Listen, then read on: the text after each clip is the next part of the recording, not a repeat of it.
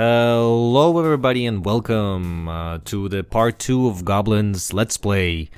I'm Anatoly and here we are continuing our adventures with two funny little goblins, a game by Cooperative. Alright, so last we left off we got inside the castle. Love this. Ow. Yeah, so inside the castle, it's actually pretty straightforward. There's only a handful of screens, and they're kind of self-contained.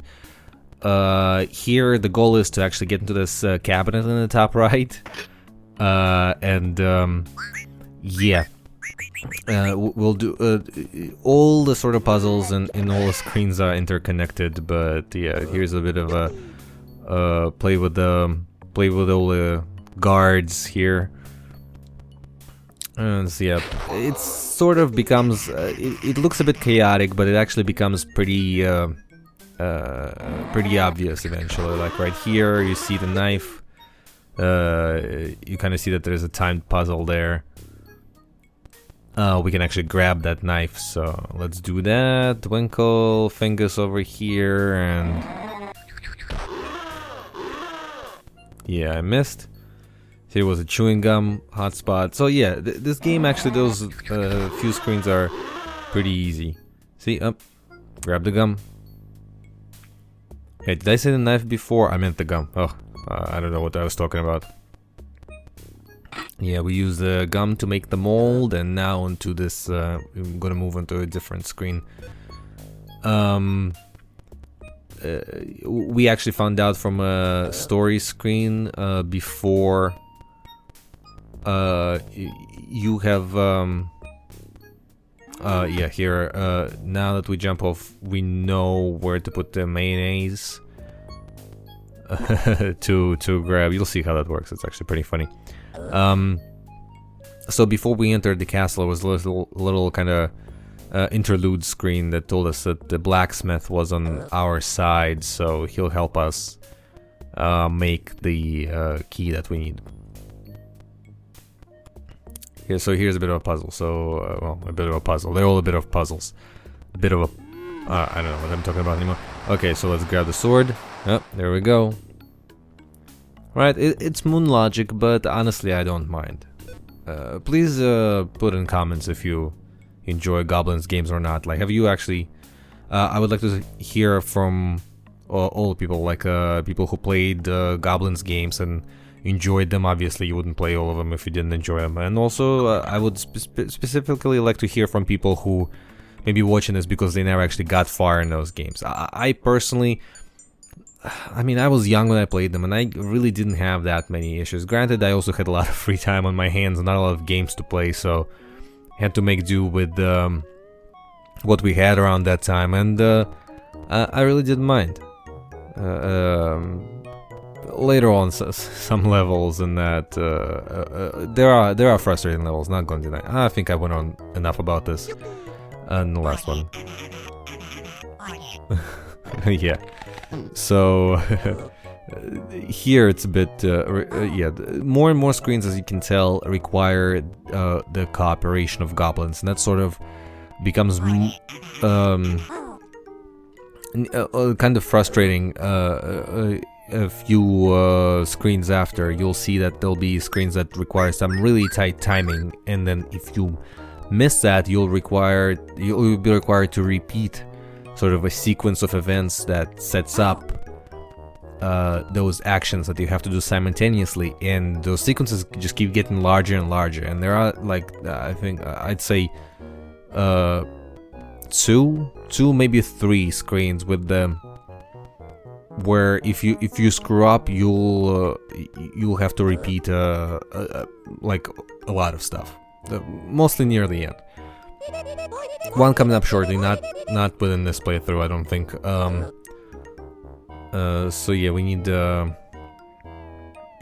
give the blacksmith elements. Now you see that he needs. We need to make those bellows work.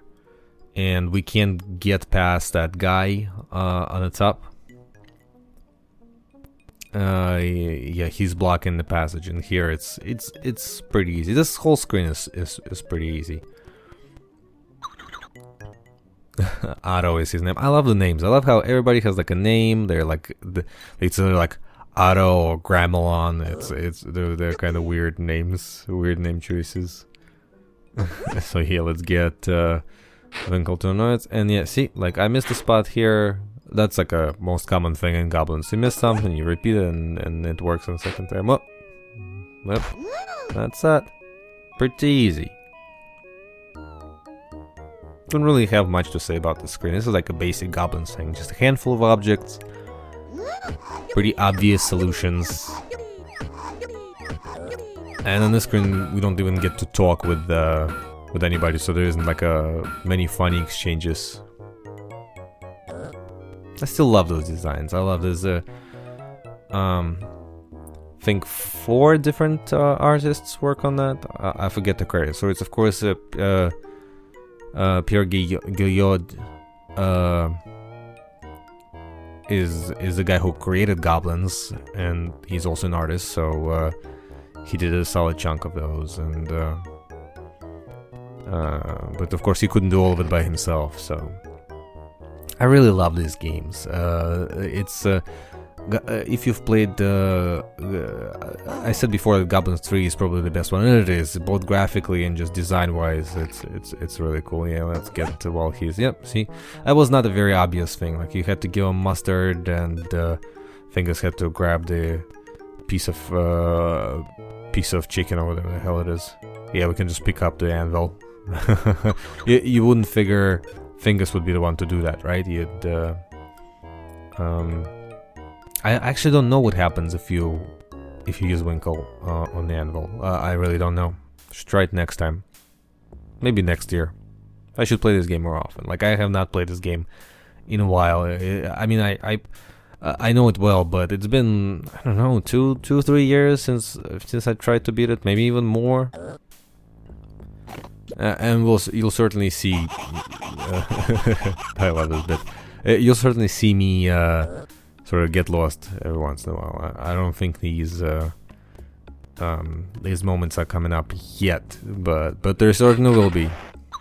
But yeah, what was I saying? Oh yeah, so about Goblin series. So I love 1, 2, and 3, and of course after Goblins 3 there was a spin-off sort of for Windows, similar graphical style and similar puzzles, but it was actually a proper adventure game with a story and speech. Woodruff and the Schnibble of Azimuth, which I highly recommend. It's pretty rare now, but it's supported on ScumVM as well as these games, so thanks to Dr. McCoy and the rest of ScumVM team. So yeah, if you find it, you should play it. It's lots of fun.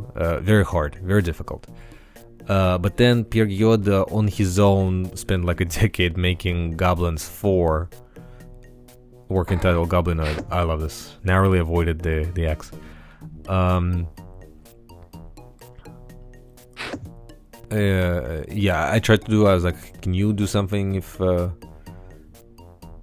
you wait? Yeah, he just won't do it. I was like, maybe there's like another fun animation, because sometimes there is, but there wasn't. Yeah, so back to Goblins 4, and Goblins 4 was basically a remake of, well, an update of Goblins 1, and wasn't that great. It was, obviously a step back in many ways, and I think it's also in part due to co-designer Muriel Tramy not being involved with Goblins 4. I'm hoping one day. I think Guillaume and Tramy recently collaborated on a children's book of sorts, so I hope one day they get to collaborate on another Goblins or Goblins-like game. That would be amazing. They should do a Kickstarter. Yeah, so the puzzle here, you get to scare this guy. Yeah, and he's Schwartzy. Schwartzy is his name? He's not terribly impressed. So while he is scared, you have to use a stool to get this hook. Otherwise, he doesn't let you. He doesn't let you touch it. You need to lower it a little bit.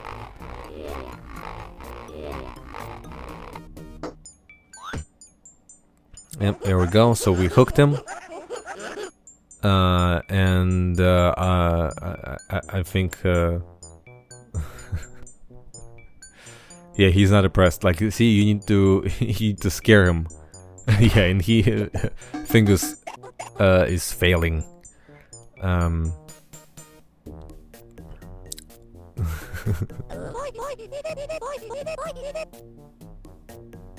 I think it's also pretty obvious that we need to open that I don't know, the hatch. I don't know what it's called at the bottom right of the screen. But yeah, so if we use I think all I see is like he's scared, and see how he stretches out his hands. We can just drop an anvil in his hands and bam. And that's really it for this one. So we're gonna use diving suits on this, and it's not gonna work because I was being dumb, and sometimes it does play the trick on you. The same thing happens in Goblins 3 a bunch, where you get to, you know, like it takes me a bit to realize that I have forgot. There's 2 diving suits. Like, see, it says diving suit 1. Yeah, there's 2 diving suits in that locker with the guard screen. So all I needed to do is get 2 of them. And that's a bit confusing because most items in Goblins have kind of single use. You usually don't get several things out of one thing. In Goblins 3, I think that one of those things happens right in the first screen, but it's also well played. That's how they managed to give you a bunch of items that you'll require to use later. And there's a gag, you know, like you start pulling out things. You pull out like 3 different things. On the 4th one, it's like a chest on the ship, and you start pulling out different things. You pull out 3 of them, you put them in the pocket, and the 4th one is always like a mouse trap, a snap mouse trap. So like it snaps his finger. So now we go underwater, and there's a series of just 2 screens, just a ship and the mermaid. So you'll see what I mean. Here, I am not a big fan of those 2 screens. It's cool to have those unique sort of goblin sprites set up for them. Well, I mean, it's like a layered on top with them in scuba gear. Nerd trivia that I was not aware of. Did you know that scuba diving suits were invented by Jacques Cousteau? There you go. Showing my age there a little bit. Yeah, enough of that. And the only reason I'm asking that, I did not know that. I grew up watching Cousteau's show. But yeah, I have no idea that he actually invented the scuba diving gear. Which would make sense, I guess, but... Yeah, so here's a few elements that we can do. Here's also the screen demonstrates another one of those things where using the same object with 2 different goblins results in 2 different things happening. You'll see what I mean. An object of this screen is actually to go... See that gate on the top, well, kind of top left there?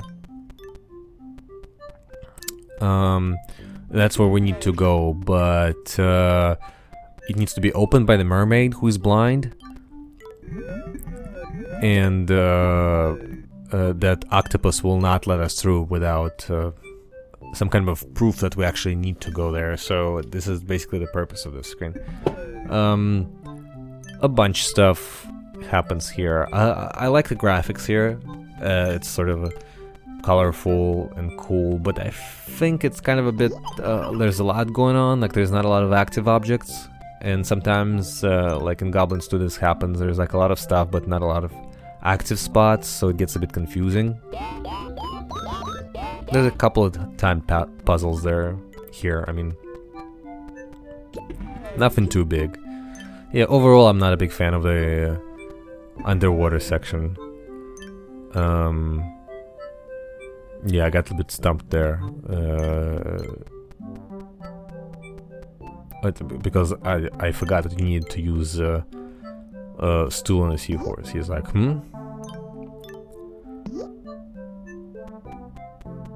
stool is used very often in this game. I don't know.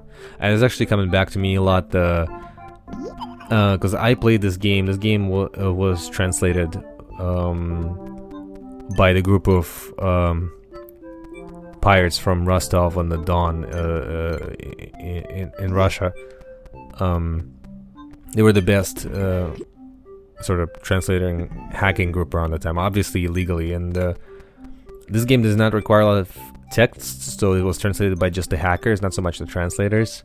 And it's all coming back to me. Like, I remember the names that they chose for some of the subjects. It's pretty funny. Another thing that they did is, when you see the loading screens, they replaced the heads of 2 goblins on the loading screens with their own scanned black and white photos.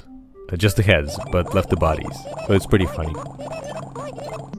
And just good. They translated all 3 games. I only played the first 2 in Russian. Obviously, the first game barely has any text, so yeah. But this one had plenty. I remember the translations pretty well.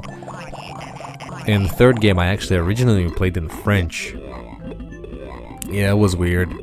I mean, I took 5 years of French in school, but right now it's gone. Like, I recently realized that my French is gone completely. But yeah, so this is bringing back a lot of memories, specifically this level for some reason, because they had to name items based on the constraint of original characters. The resources in Goblins game are encrypted by LZH, I think. I'm not sure. So I guess they cracked the compression, but you had to make sure that the amount of bytes in the resources matches. I don't know if this is too nerdy for this, but so they basically had to conform to the limits of how many symbols in each word they can replace with Russian words. And the Russian words are generally long, so they had to be pretty creative sometimes. But it all worked out pretty well. I remember that version fondly, and that's actually the version I still play the most. Yeah, finally figured out the stool thing. Only took me like a year and a half.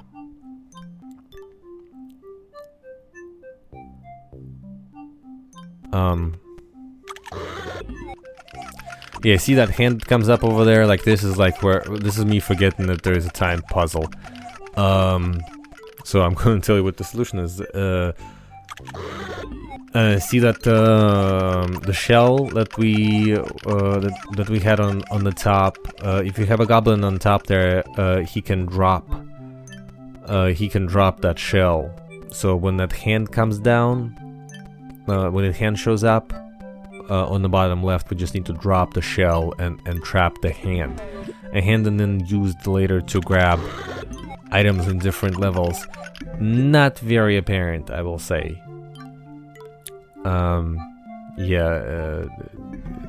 This whole other thing, because we're gonna go back to the ship and solve a different puzzle, and I don't know. I don't know why I was never too fond of this screen. Looks pretty. I should be happy, right? I don't know. Puzzles don't quite make sense.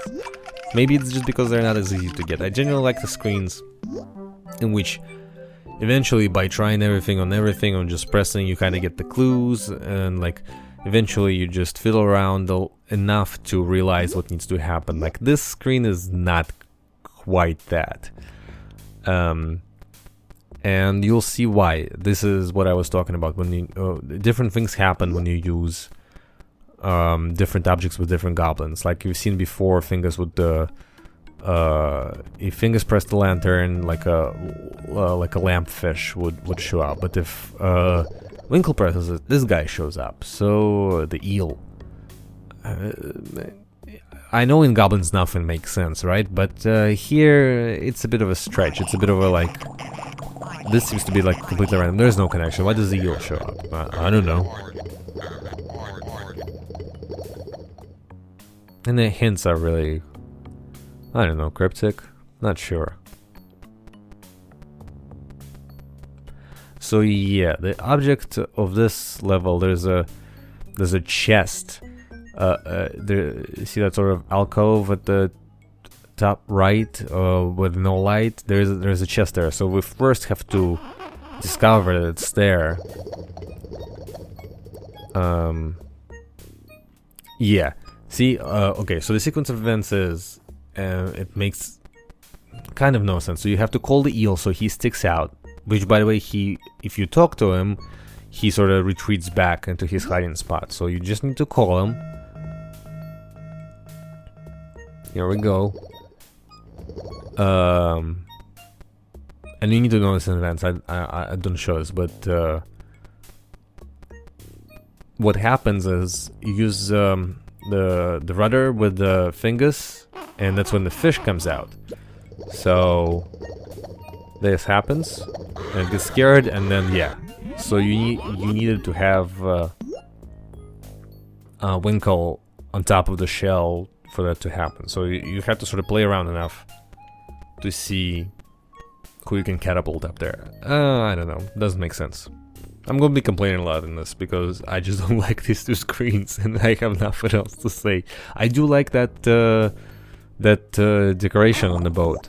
I know there's a word for those things. What are those things called at the front end of the ship? Not sure, but usually it's some kind of a lady or something or other. Yeah, so see, you use the starfish on the chest, and it opens the chest, and then you need to catapult Winkle on top of it to grab a sword inside, is it? Yeah, again, complaining. Not very apparent. Don't know why. Also, where does he go? Where does he fall? Like, it doesn't look like there's a hole there, but that's what happens. Maybe it's another bug. In the previous video, I've noticed that if you look closely, I forget at which point it happens, but like this is an earlier, buggier version, and the lines were switched. Lines of dialogue. Oh, when I was talking to the mayor at the treehouse, like when Fingers was talking, it was mayor's line, and the other way around. Sorry, long day. I'm a bit tired today. Yeah. Here's me trying to figure out what to do. Yeah, I was just like, I couldn't get figure out how to get the sword, so I'm like, what now? I'm trying to figure out how to knock down the skull. But no, you actually did need the sword.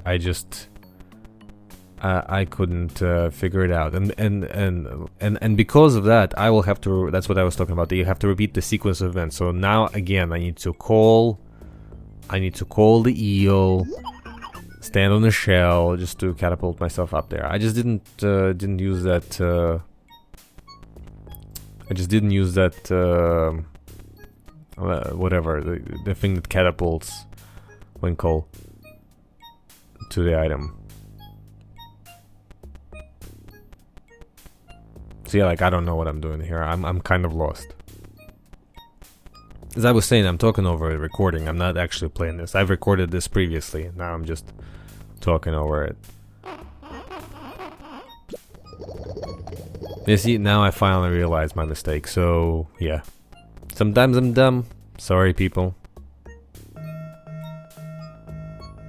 Let's call the eel. Let's stand on the shell.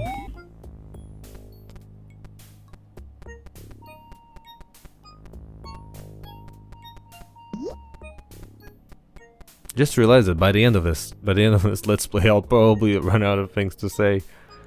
No, what else can I talk about?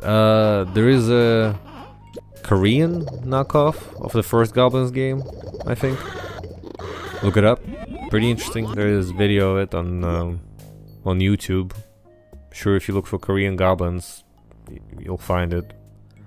I hope. It's pretty close and pretty far. It looks like a game for kids, but it was definitely inspired by Goblins. I'm not. Yeah, see, I'm like, oh, I figured it out. See, no, can't open it, but at least now that I know that if I throw a shell on top of it, it will work. Yeah. So it took me a while on this level. You can see I wasted some time. Sorry. But yeah, so Korean Goblins, it looks like a game for kids. There's also some like dinosaurs at one point, but even some animations are ripped off from the first Goblins game, see? Yeah, I also couldn't figure out that you actually had to press. You had to click on the item. Like another thing. Like so, this whole thing with the chest. I'm just not a fan of this puzzle. And you can see like I'm like, what? What do I do now? Just to realize that does that I haven't noticed this before, but the torn up sails, that looks like a face, right? It's just me because it's late and I'm tired, but it looks like a face, right? Nose, eyes, mouth. This is just about as entertaining as this Let's Play gonna get. Nah, I'm kidding, there's better levels later. Yeah, see, finally figured out how to get the diamond. That's for the mermaid, because mermaid is blind. Actually, there's a good line with the mermaid coming up.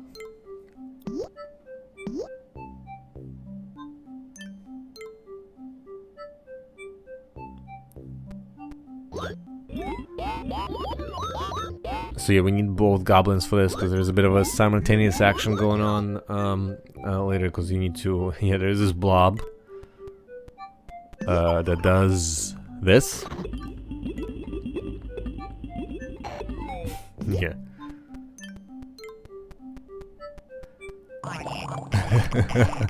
Yeah, so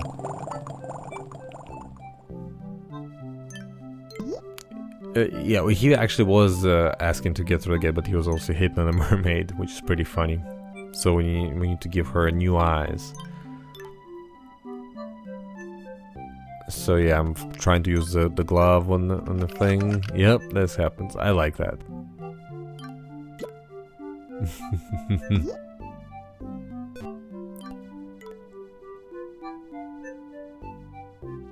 I don't know why I'm hesitating there. Yes. See, another thing. Two different goblins used the bottle, and now we got the parchment and the thing. And I think I'm a bit lost at this point. Yeah, we'll need the glove and the stool, so you actually have to get them on the way back. Pretty annoying.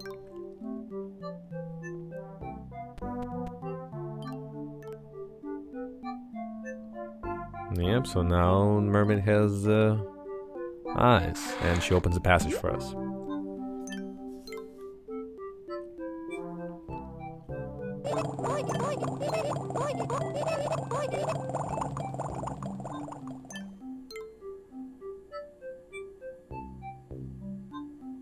Yeah, what that hint says is like the octopus will not let you through. Yeah, and yeah, Winkle always hitting on the ladies. I like that. You're really not my type. I don't know why I find this amusing. It's a Goblins game. I'm trying to. Yeah, so the parchment is actually a message from Prince Buffoon, which is, you know, rescuing him is the whole point of that game. So we got the parchment. Let's grab the stool. And show the parchment to the octopus. And we're free to pass. And this is actually it. It's under half hour, so I guess this is where I'm gonna end this Let's Play. And I'll see you again. Hopefully. Hopefully I didn't bore you to death. We're getting back to the surface.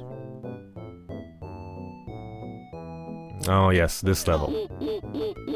This level's a pain in the ass. Well, see you next time.